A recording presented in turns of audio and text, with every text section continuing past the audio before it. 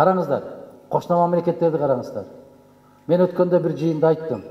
Карагылачы, Кыргыз Республикасында Дунган жогорку окуу жайы барбы? Я, мектептер барбы? Телевидение барбы?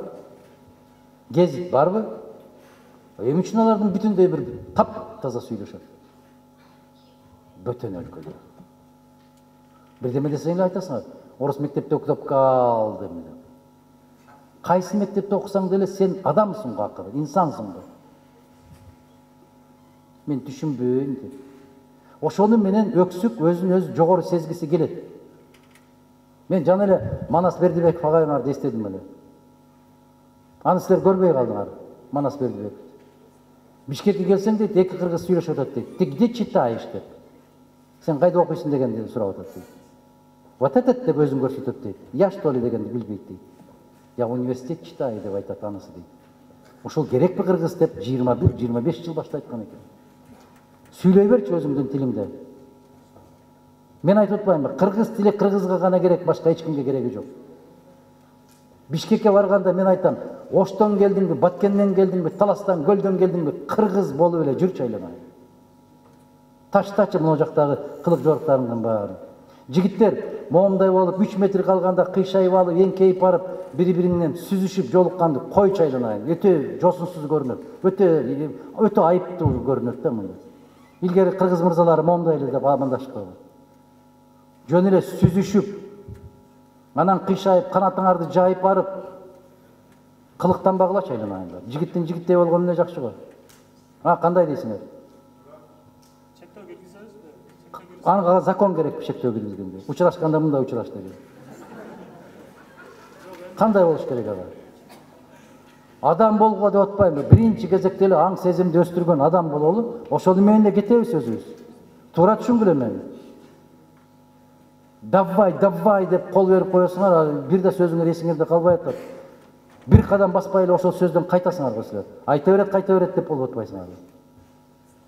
Ишенбейсиңер го бири-бириңерге. Ачык эле айткыла да, туурабы? Анан башка жердин мектептери ачылып атат, ошол идеология сугарылып кетип бартабыз деген бул алсыздыктын белгиси.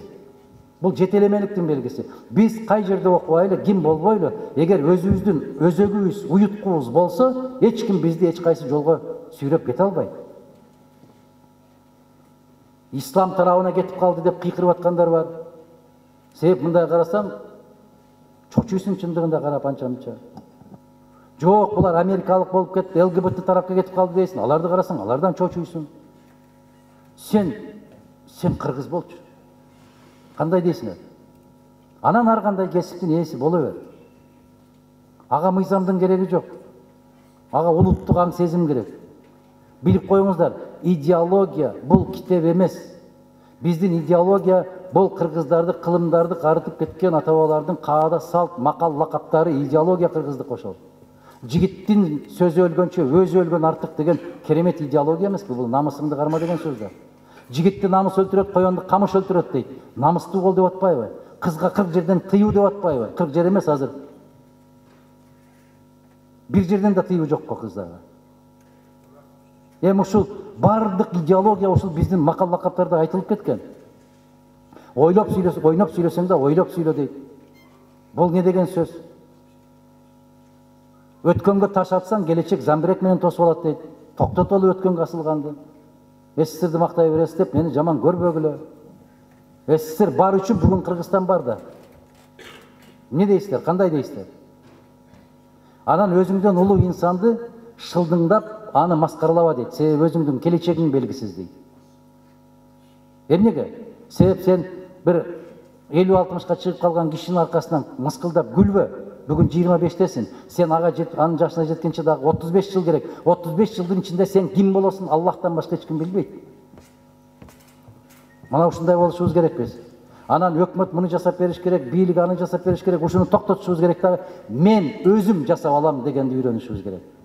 Анан баланчы айтып атат, түкүнчү айтып атат эмес. Мен ушуга ишенем деп башташ керек. Ошондо өзгөрөт, ишенип коюңуздар.